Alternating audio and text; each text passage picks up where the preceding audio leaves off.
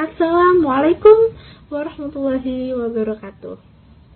Perkenalkan, nama saya Alvina Hidayati, NPM 2101010009 dari kelas PAIE semester 2. Di sini saya akan menjelaskan materi mengenai iman kepada kitab-kitab Allah dan untuk memenuhi tugas mata kuliah Akidah Akhlak dengan dosen pengampu Bapak Dedi Wahyudi MPDI dengan kode AA004E.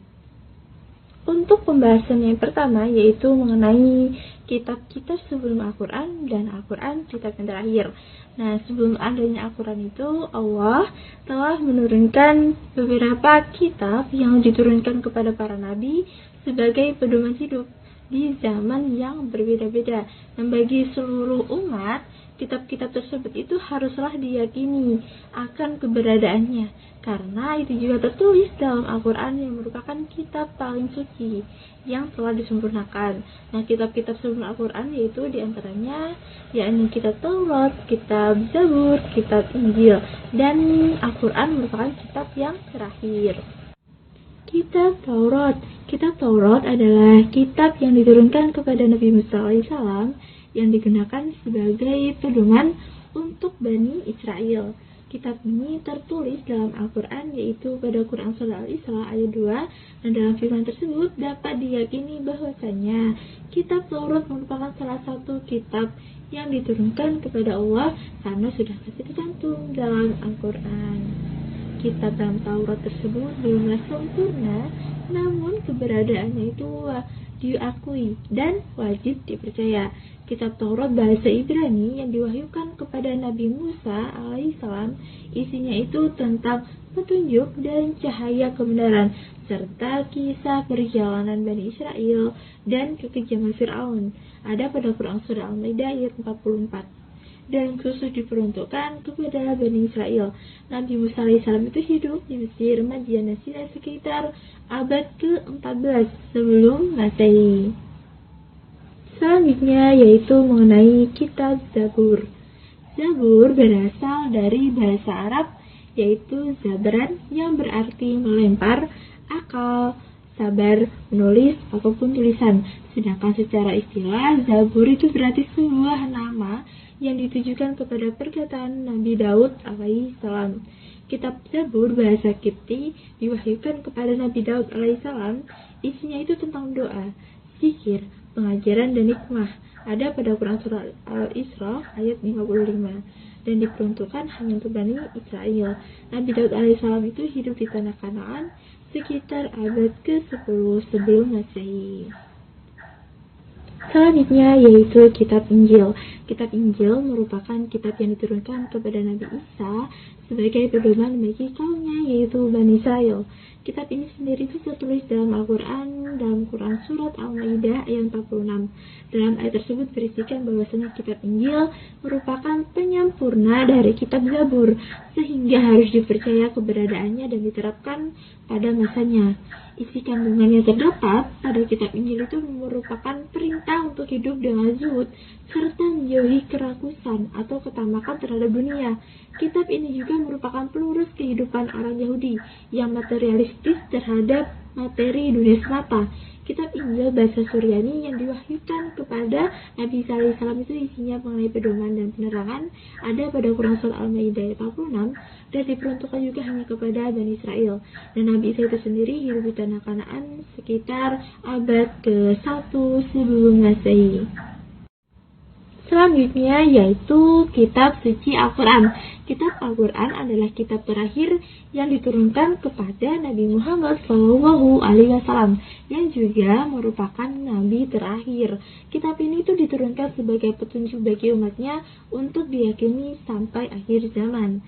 Al-Quran itu berbeda dengan kitab sebelumnya, karena pada kitab sebelumnya itu hanya diberlakukan untuk suatu kaum saja, tetapi Al-Quran itu telah disempurnakan sehingga penerapannya itu tidak terbatas pada kaum tertentu, tetapi kepada seluruh umat. Nah, Al-Quran itu sendiri diturunkan di Arab secara berangsur-angsur. keistimewaan Al-Quran dibandingkan dengan kitab lainnya dan fitur-fiturnya, di antara lain yaitu Al-Quran itu sebagai pelengkap karya-karya sebelumnya atau kitab-kitab sebelumnya. Setelah itu, Al-Quran itu mencakup semua aspek kehidupan manusia. Selanjutnya yaitu kehebatan Quran itu tak tertandingi, baik dari segi isi maupun struktur redaksionalnya. Setelah itu, Al-Quran itu telah menjaga kemurniannya itu sejak zaman dahulu. Setelah itu, Al-Quran juga merupakan petunjuk dan rahmat bagi manusia. Setelah itu, kebanyakan orang itu membaca Al-Quran. Setelah itu, membaca Al-Quran itu juga dianggap ibadah. Jadi itu adalah keistimewaan Al-Quran dibanding dengan kitab-kitab lainnya. Setelah itu, bagaimana sih cara beriman pada Al-Quran dan kitab sebelumnya? Nah, kitab-kitab yang telah turun itu sebelumnya itu harus tetap diyakini ya, dan tetap diimani. Untuk itu diperlukan suatu cara agar dapat beriman kepada kitab-kitab sebelumnya sebelum Al-Quran. Di antaranya yaitu yang pertama, dengan cara meyakini bahwasanya kitab sebelum Al-Quran yaitu Taurat, Zabur atau Injil adalah salah satu bentuk wahyu yang benar dari Allah dan bukan merupakan buatan dari Rasul. Dan yang kedua, dengan meyakini bahwasanya isi yang ada dalam kitab-kitab tersebut itu adalah benar adanya, bahwa perintah Allah itu nyata. Setelah itu, mempercayai bahwa apa yang telah dikatakan Al-Quran itu mengenai kitab sebelumnya itu adalah hal yang benar dan perlu ditanamkan dalam diri manusia. Cara untuk meyakini Al-Quran adalah antara lain dengan meneguhkan hati bahwasanya Al-Quran itu merupakan wahyu yang benar-benar turun dari Allah, serta bukan Nabi Muhammad yang menciptakannya.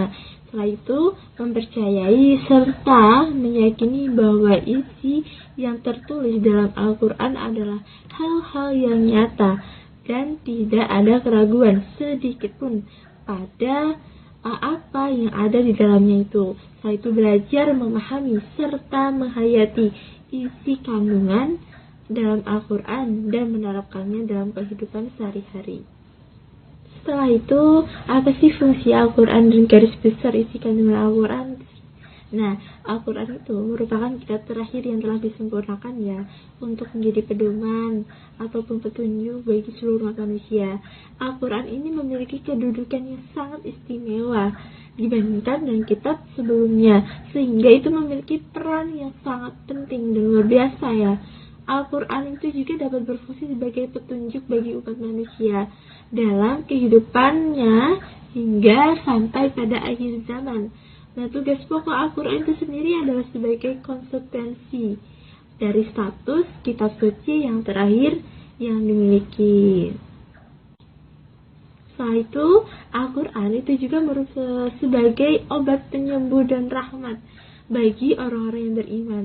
Dengan kata lain, orang dapat terbebas dari berbagai penyakit mental atau penyakit lainnya seperti keraguan, kemunafikan, ambiguitas, dan penyimpangan, dan seterusnya. Nah, kemudian Allah itu akan menyembuhkan mereka semua, diberikan imanlah, kebijaksanaan, memberi dan bahkan sebagai berkah untuk membawa keinginan dan kebaikan.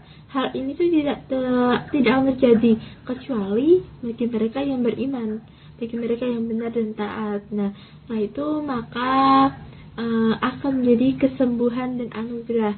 Adapun orang-orang yang kafir dan penindas dan seterusnya itu mendengarkan Al-Quran itu tidak menguntungkan bagi mereka, tetapi mereka juga akan menjadi mereka juga itu merasa lebih jauh dan lebih banyak orang-orang kafirnya. Maka dari itu dijelaskan dalam Quran surah Saba 28 yang artinya yaitu, dan kami Allah tidak mengutus kamu Muhammad melainkan kepada umat manusia seluruhnya sebagai pembawa berita gembira dan sebagai pemberi peringatan, tetapi kebanyakan manusia tidak mengetahui. Nah, dalam firman ini itu alasannya Al-Quran itu adalah sebagai petunjuk dasar yang bukan dari utusan Muhammad, tetapi Nabi Muhammad lah yang diberi kepercayaan, sehingga dapat disimpulkan bahwa fungsi utama dari kitab suci Al-Quran itu adalah sebagai pedoman hidup bagi umat Islam agar selalu beriman kepada Allah, walaupun Nabi Muhammad lah yang diberikan wahyu, yang diberikan ayat suci Al-Quran. Setelah itu, sebagai wahyu Allah Subhanahu wa Ta'ala, Al-Quran itu memiliki beberapa fungsi, di antara lain Al-Quran berfungsi sebagai mukjizat bagi Rasulullah, bagi Muhammad Sallallahu Alaihi Wasallam. Al-Quran juga sebagai petunjuk atau pedoman hidup umat Muslim. Al-Quran sebagai prolektor. Al-Quran berfungsi sebagai penjaga kitab sebelumnya atau penyempurna kitab sebelumnya. Dan setelah itu Al-Quran berfungsi sebagai hakim terhadap apa yang diperselisihkan manusia. Setelah itu Al-Quran juga berfungsi menghapus syariat kitab-kitab terdahulu. Nah, menurut Abdul Wahab Khalaf, terdapat 3 pokok-pokok kandungan Al-Quran, yaitu masalah kepercayaan atau i'tiqadiyah yang berhubungan dengan rukun iman. Setelah itu masalah etika atau khuluqiyah. Setelah itu masalah perbuatan dan ucapan atau amaliyah. Setelah itu ajaran tentang ibadah. Setelah itu hukum dan peraturan-peraturan. Setelah itu wa'ad dan wa'id atau tarhib dan tarhib. Setelah itu riwayat ataupun sejarah perjuangan para nabi dan rasulnya dan bangsa-bangsa terdahulu. Setelah itu juga terdapat dasar ilmu pengetahuan.